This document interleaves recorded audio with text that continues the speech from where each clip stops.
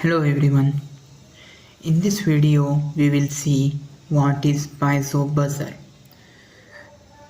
So piezo buzzer is a type of electronic device that used to produce tone, alarm or sound. So as we can see, the piezo buzzer have two terminals. One is positive and another one is for the ground. So just like LED, you can see positive terminal is longer and the negative or ground terminal is shorter. If you are unable to find the difference using the length, then you can also identify the positive terminal using the positive symbol on top of positive terminal.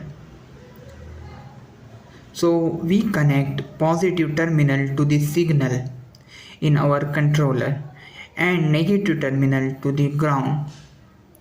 So whenever signal come to the positive terminal, then the buzzer will make a sound.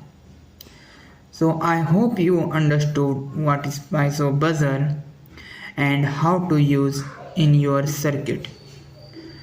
I'll see you in the next video. Till then, bye.